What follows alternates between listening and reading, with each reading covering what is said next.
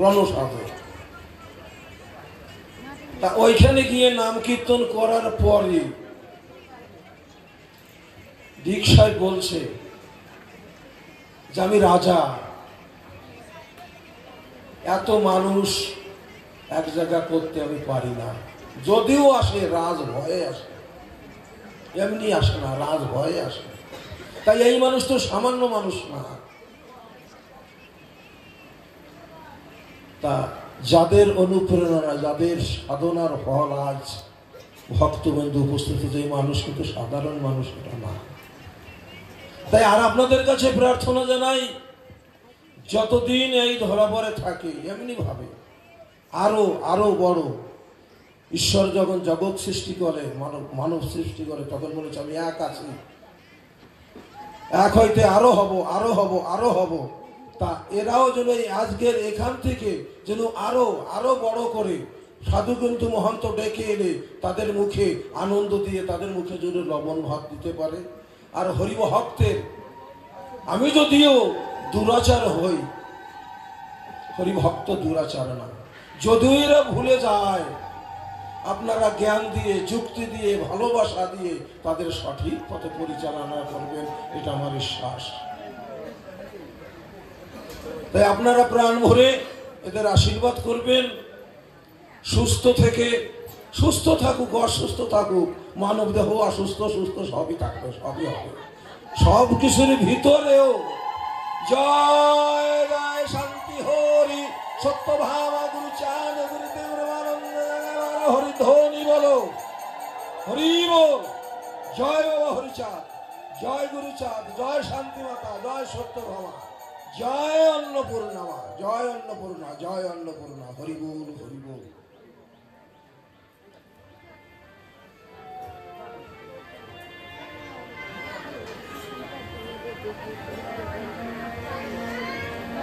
বন্ধু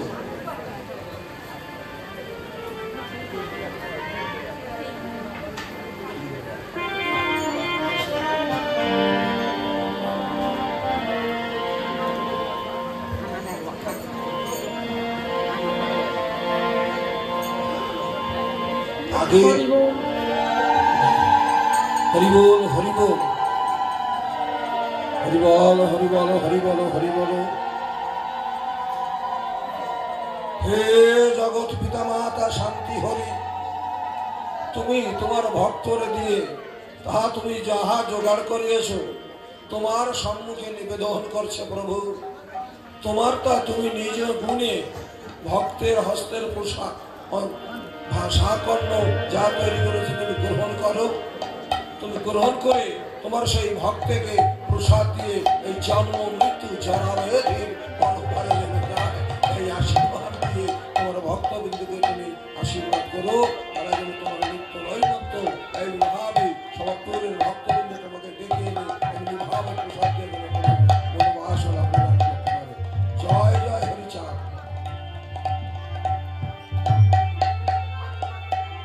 জয় হরি বল, হরি বল, হরি বল, হরি বল, হরি বল, জয় হরি।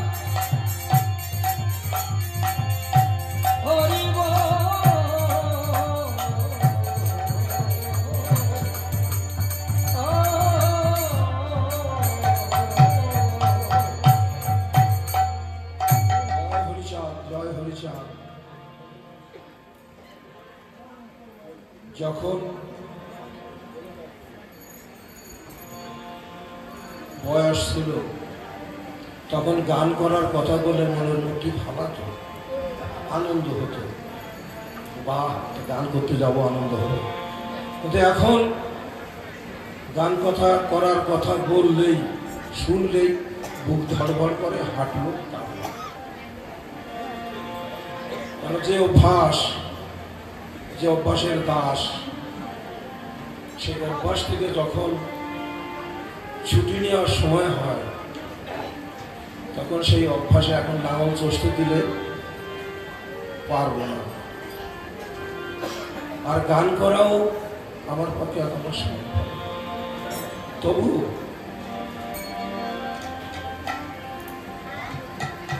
আপনাদের প্রাণের গান, তারকের হৃদয়ের গান আমি তাতে বইমুখ হব কেন? চলেও যদি যায় প্রাণ, তবু রাখতে হবে ভক্তের সম্মান। এই আশা নিয়ে ঠাকুরের ভক্ত ভক্তা মা এবং বাবাদের চরণে আমি সর্বত্র প্রণাম জানাই। আজকে এই মহা অনুষ্ঠানের শেষ লগ্নে শব্দের শেষ স্থানে দাঁড়িয়ে যে কত গানটা কর্তৃপক্ষ করতে বলেছে, সেই গানটাই তারকের গান।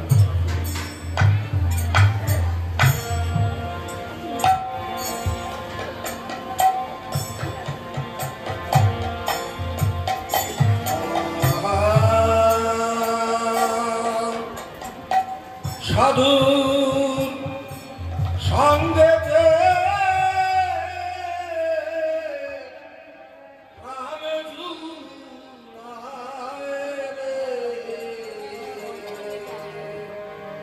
শীতল করে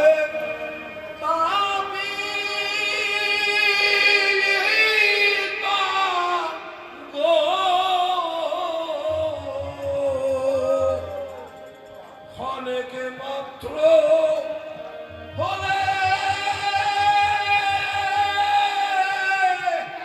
সঙ্গ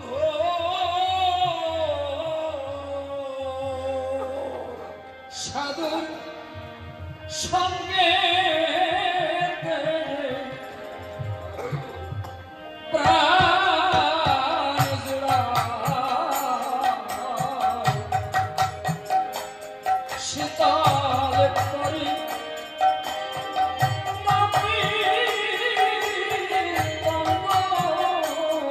অনেক মাত্র হলে সঙ্গ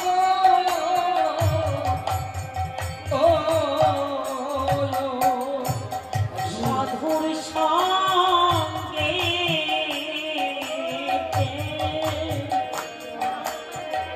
এই প্রাণ জোড়া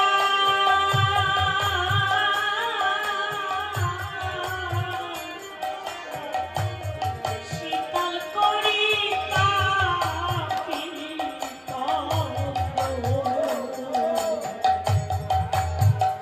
অনেক মাত্র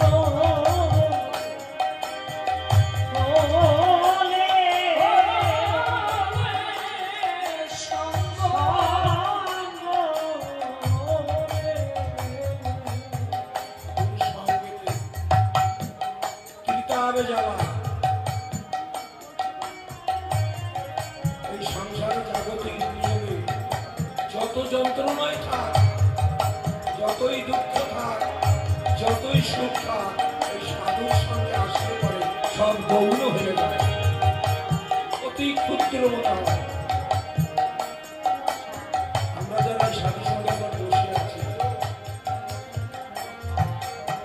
কাম ক্রোধ ষড়রিপু দশ ইন্দ্রিয় লোভ মোহ আজকে আর এখন কোনো কিছু নাই, চিত্ত শুদ্ধ, সব কিছু ভুলে গিয়ে হরি নামের বিষয়ে ঝোঁক।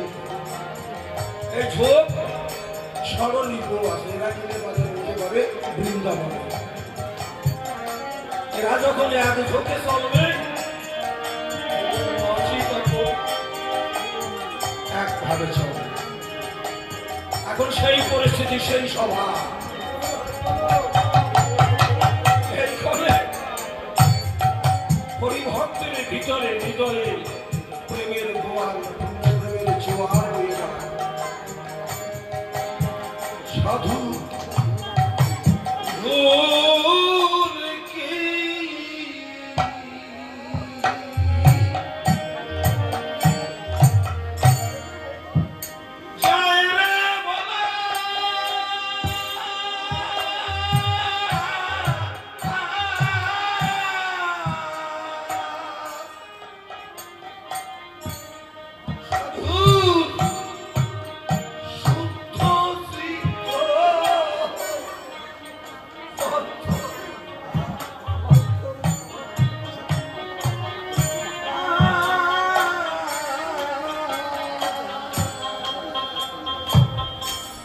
সাধুর গুণ কি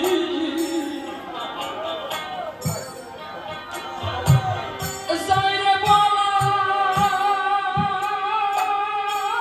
সাধু সত্য সিদ্ধ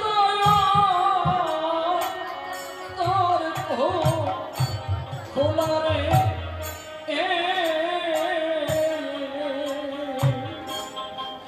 আমার সাধু দেখি যায় রে বালা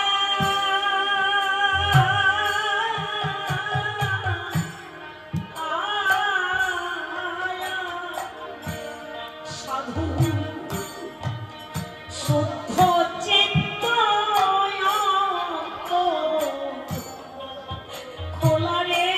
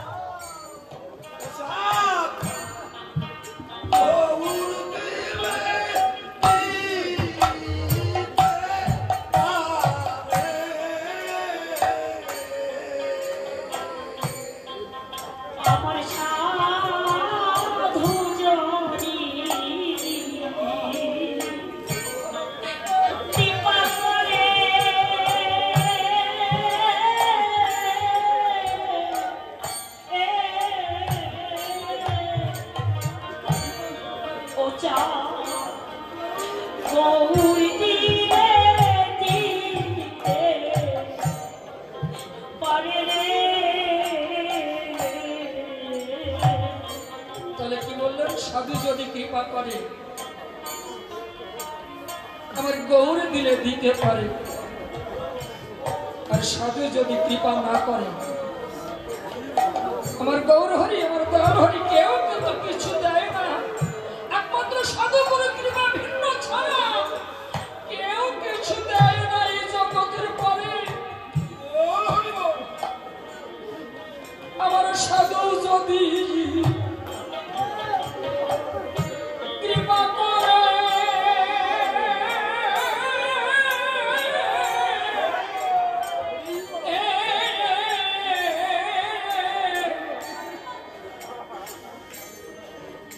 গৌর দিলে দিতে পারে।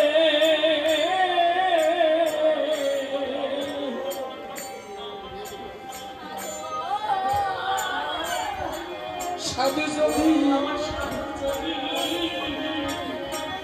ওরে কৃপা করে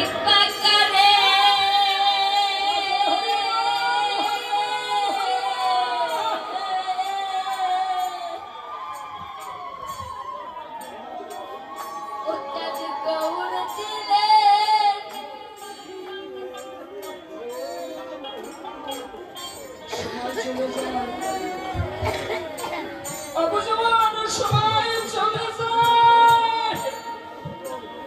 ওরে সাধু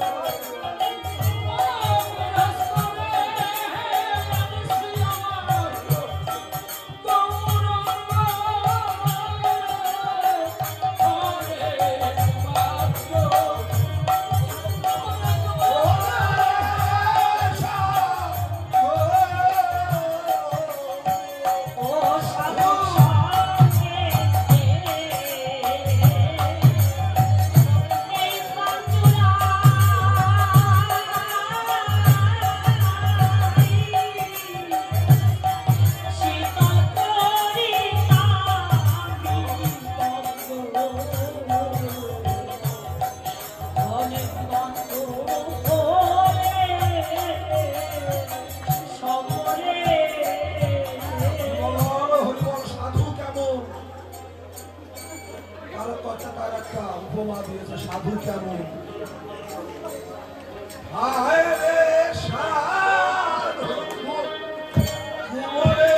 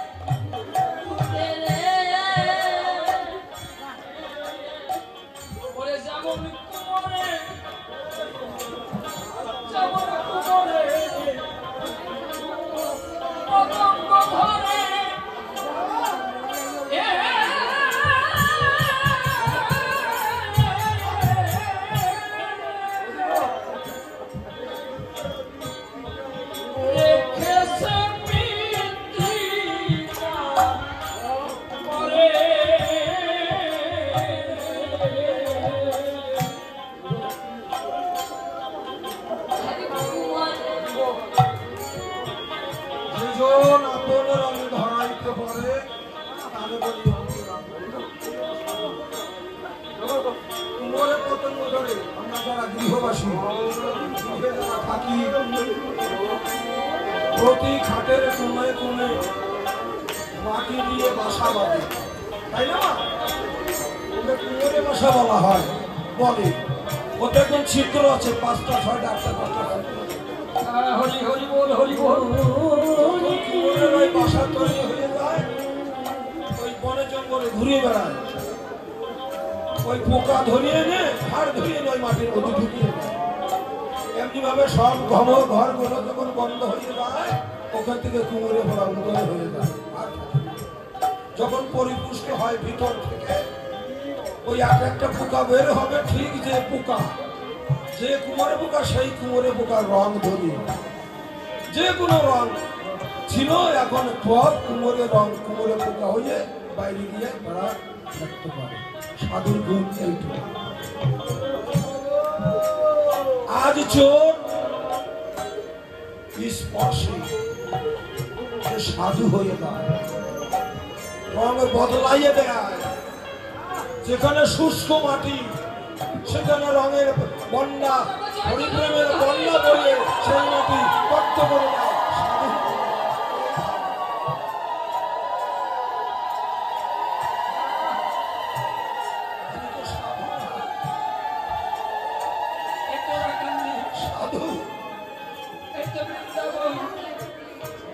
সাধু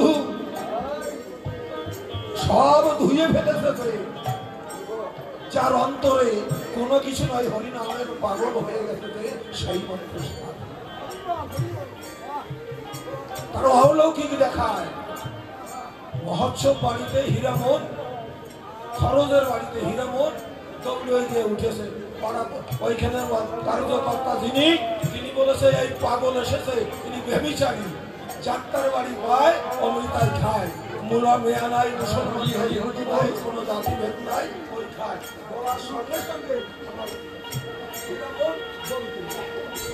সঙ্গে সঙ্গে বলছে দেখো আমি তো নানান জনের ভাত খাই, ঠিক বেছে দাও কোনটা মুসলমানের, কোনটা মুচির, কোনটা হিন্দু, কোনটা কোন জাতির ভাত আমার পেটে বলো। বলতে যখন পারলো না আবার নিজের পোশাক নিজে নিয়ে চলে গেল। সাধু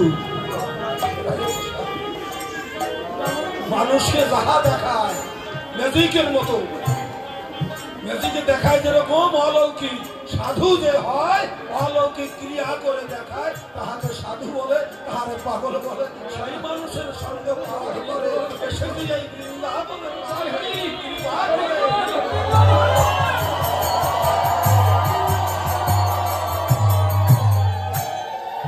সাধু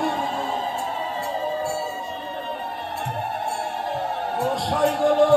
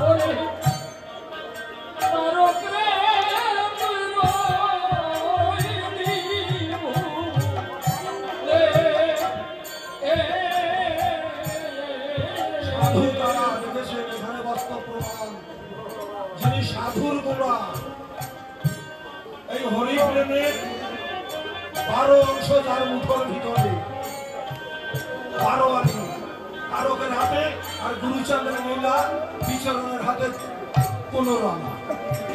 সেই মানুষ কি বলছে? গোসাই বলে ডেকে বলে তারকরে তুই ভুলে গেলি মানুষটা মানে আজকে কি বিষয় বৈরাগ্য হয়ে মানুষের আদি মনকে ডেকে যাচ্ছে।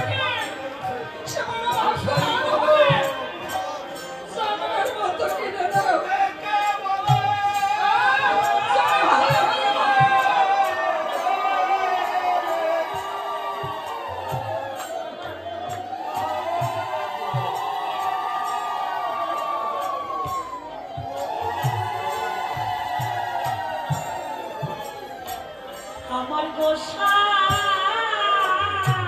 গো ডেকে বলে